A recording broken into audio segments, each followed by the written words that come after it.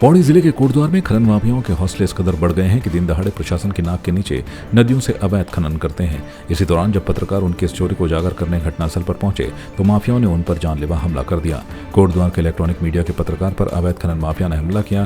वहीं पुलिस की ओर से घायल पत्रकार को मेडिकल के लिए अस्पताल लाया गया, जहाँ उनके सिर पर 3 टाँके लगे। पुलिस ने भी हमले में घायल पत्रकार की तहरीर पर जाँच शुरू कर दी है।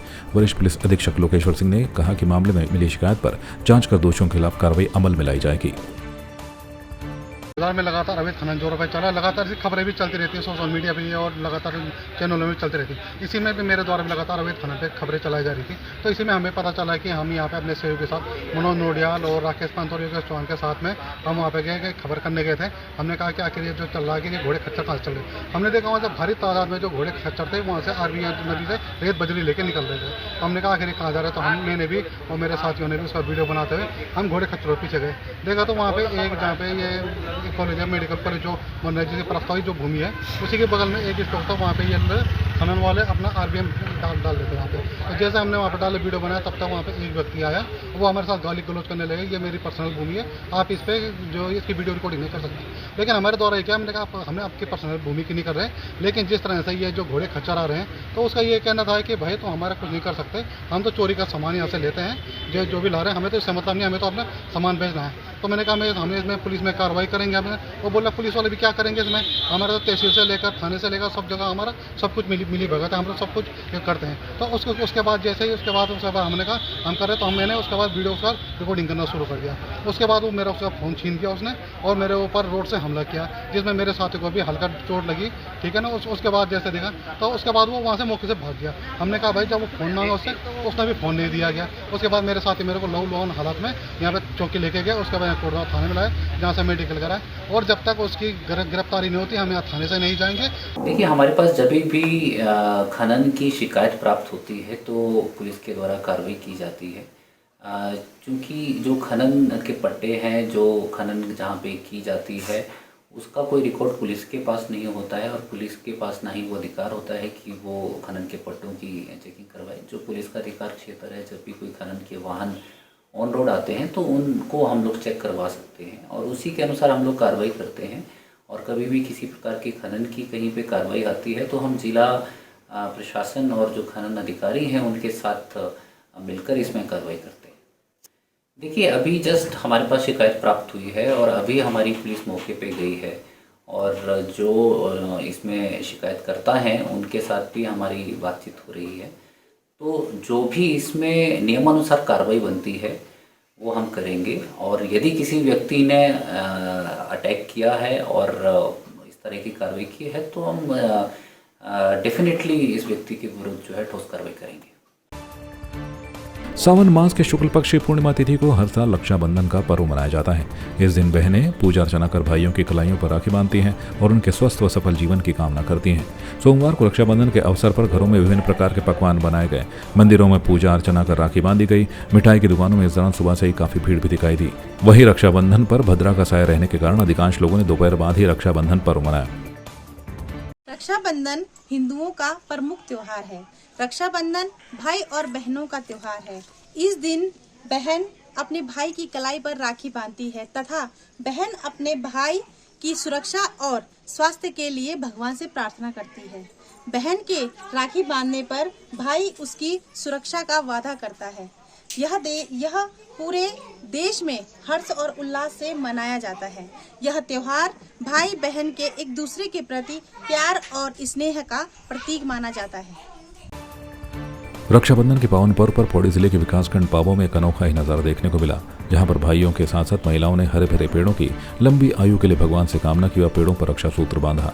दरअसल मामला नगर पालिका पौड़ी के कूड़ा निस्तारण के लिए मांडा खाल में बनाए जा रहे ट्रेंचिंग ग्राउंड से जुड़ा है, जहां पर पावो ब्लॉक की महिलाओं ने ट्रेंचिंग ग्राउंड की जमीन पर हरे भरे पेड़ों पर आरी चलने से पहले उन पर रक्षा सूत्र बांधकर भगवान से कामना की कि भगवान इन पेड़ों को दीर्घायु दे, क्योंकि जिला प्रशासन की ओर से ट्रेंचिंग ग्राउंड के लिए सैकड़ों की संख्या में पेड़ों को काटने के लिए उन्हें चिन्हित किया गया है। इसके विरोध स्वरूप महिलाओं ने रक्षाबंधन के पावन पर्व पर चिन्हित जगह में पहुंचकर रक्षा सूत्र बांधकर उनकी दीर्घायु की कामना की। और यहाँ पे जो नगर पालिका के द्वारा मतलब ये कूड़ादान बनाया जा रहा है तो हम लोग इसके विरोध में हैं और मतलब गाँववासी भी विरोध कर रहे हैं इसका। तो मैं ये चाहती हूँ जो आज हमने रक्षाबंधन के दिन यहाँ पे पेड़ों पे राखी बांधी है, तो जैसे हम अपने भाई को राखी बांधते हैं उनके दीर्घायु के लिए, तो वैसे ही हम चाहते हैं कि पेड़ न कटें। और क्योंकि पेड़ कटने से आपको पता है कितने नुकसान होते हैं, प्राकृतिक नुकसान होते हैं, जो हमारी बाढ़ आपदा आती है तो सारे पेड़ काटने से होती है। और हम लोग चाहते हैं कि यहाँ पे बिल्कुल एक भी पेड़ न कटे और मतलब यहाँ पे कूड़ादान न बने। नगर पालिका पौड़ी के द्वारा विकासखंड पाबो के क्षेत्र में अपना कूड़ादान बनाने का प्रयास विगत कई सालों से किया जा रहा है और क्षेत्र का दर्जा भी मिला है। वहाँ पे वो अपना कूड़ादान बनाने का प्रयास कर रहे हैं और इससे पूरे क्षेत्रवासियों में भारी रोष है। और मातृशक्ति ने एक विचार किया कल शाम को ही, और उन्होंने कहा कि उन अपने भाइयों को राखी बांधने से पहले हम उन सारे पेड़ों को राखियाँ बांधेंगे जिन पेड़ों को वन विभाग के द्वारा अनुमति देने का कार्य या सरकार शासन के द्वारा, प्रशासन के द्वारा जो पूरा इतना हरा भरा वन को नष्ट करने का प्रयास किया जा रहा है। तो इसी संबंध में आज का ये रक्षाबंधन का कार्यक्रम महिलाओं के द्वारा आयोजित वहाँ पे किया गया। मुख्यमंत्री पुष्कर सिंह धामी की घोषणा के अनुसार पौड़ी में अब तक बाबा जसवंत सिंह के नाम का स्टेडियम व स्मारक निर्माण न होने से क्षेत्रवासियों में रोष है। महावीर चक्र विजेता हीरो ऑफ नेफा जसवंत सिंह रावत के पैतृक गांव बाड़ियों में भी उनका जन्मदिवस बड़े ही धूमधाम के साथ मनाया गया। इस अवसर पर जेएसआर मेमोरियल ट्रस्ट और दुनाव महादेव मंदिर समिति के तत्वाधान में पूर्व सैनिकों की मौजूदगी में चौबट्टा खाल विधानसभा के बीरों खाल ब्लॉक के अंतर्गत बाबा जसवंत सिंह रावत के पैतृक गांव बाड़ियों दुनाव में कार्यक्रम का आयोजन किया गया, जिसमें शहीद जसवंत सिंह रावत की मूर्ति पर पुष्पांजलि अर्पित करते हुए उन्हें याद किया गया। महिला मंगल दल बाड़ियों, पखोली तथा मरखोला आदि की ओर से इस मौके पर भजन कीर्तन किया गया। वहीं क्षेत्रीय जनता ने मुख्यमंत्री की घोषणा के अनुसार अभी तक स्टेडियम और स्मारक निर्माण कार्य शुरू न होने पर नाराजगी जताई है। प्रतिवर्ष 1962 से लेके और आज तक उनका जन्मदिन 19 अगस्त को मनाते हैं। आज इसी उपलक्ष्य में यहाँ पे जन्मदिन समारोह उनका मनाया जा रहा है और हम सब लोग पूर्व सैनिक संगठन, दुनाव क्षेत्र की महान जनता और विकास बीरू खाल क्षेत्र की महान जनता उनको प्रतिवर्ष यहाँ पे श्रद्धांजलि अर्पित करती है। यहाँ पर पूर्व मुख्यमंत्रियों द्वारा 2 बार जो है जसवंत स्मारक संग्रहालय व मिनी स्टेडियम बनाने की घोषणा हो चुकी है, लेकिन आज तक उस पर जो है डीपीआर बनने के बाद भी धन आवंटन नहीं हो पाया है। मेरा शासन और मुख्यमंत्री धामी जी से निवेदन है कि वे कृपया इस महान आत्मा के स्मारक के लिए और संग्रहालय एवं मिनी स्टेडियम के लिए यहाँ पर जो है धन आवंटन करने की कृपा करें। यही उनके प्रति सच्ची श्रद्धांजलि होगी। पौड़ी जिले में भी कोलकाता के आईजी कर मेडिकल कॉलेज और अस्पताल में महिला डॉक्टर के साथ रेप और उसकी हत्या के मामले को लेकर मुख्यालय पौड़ी की सड़कों पर भी आक्रोश दिखाई दिया। दिवंगत आत्मा की शांति और पीड़ित परिवार को न्याय दिलवाने की मांग को लेकर शहर में महिलाओं, युवाओं, आमजन के साथ ही स्वास्थ्य कर्मियों ने भी कैंडल मार्च में प्रतिभाग किया। एजेंसी चौक से शुरू हुआ कैंडल मार्च शहर की मुख्य सड़कों से होते हुए कंडोलिया मंदिर में जाकर समाप्त हुआ। इस दौरान आक्रोशित जनता ने घटना की निंदा की और दोषियों के खिलाफ कठोर कार्रवाई कर पीड़ित परिवार को जल्द न्याय दिलवाने की मांग की। मुझे बहुत दुख हो रहा है यहाँ पे ऐसे कैंडल मार्च निकालते हुए, वो भी ऐसी इतनी निंदनीय घटना के लिए। और मुझे लगता है कि हमें विमेन सेफ्टी की तरफ बहुत ज़्यादा ध्यान देना चाहिए। हमें न्यू लॉज निकालने चाहिए जो कि विमेन सेफ्टी की तरफ ध्यान बढ़ाए। हम खुद ही देख रहे हैं इतने दिनों में, आई थिंक 10 दिन हो चुके हैं, और इतने 10 दिनों में हमें सिर्फ यही न्यूज़ नहीं और भी बहुत सारी ऐसी घटनाएँ हैं जो सामने आई हैं जिनका हमें पता चला है। आई थिंक विमेन सेफ्टी के लिए हमें बहुत ज़रूरी है कि हमें कुछ करना चाहिए।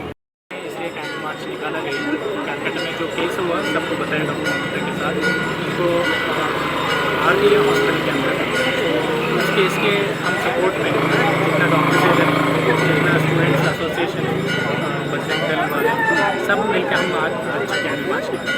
एक महिला को ऐसे मारना एक्सेप्टेबल नहीं है, तो हम सब लोग ये सपोर्ट करते हैं जो भी क्रिमिनल है उसको पनिशमेंट मिलना चाहिए जल्द से जल्द।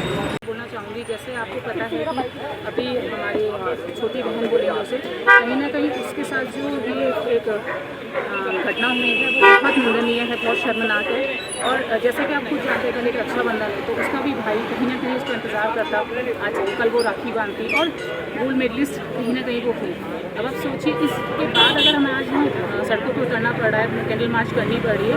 मैं यही बोलना चाहूँगी, यही अपील करना चाहूँगी कि जो भी अपराधी इसमें इन्वॉल्व है, जो भी जहाँ से भी जो अपराधियों के लिए इसके ऊपर जल्दी से जल्दी कार्रवाई की जाए। पौड़ी से संवाद 365 के लिए भगवान सिंह की रिपोर्ट। आपकी इस पर क्या राय है, हमें कमेंट कर जरूर बताएं। इसके साथ ही आप हमारे YouTube चैनल को सब्सक्राइब कीजिए। आप हमें Facebook, Instagram, Twitter और कू ऐप पर फॉलो भी कर सकते हैं। और संवाद 365 के साथ एक क्लिक में जुड़ने के लिए डाउनलोड कीजिए संवाद 365 ऐप।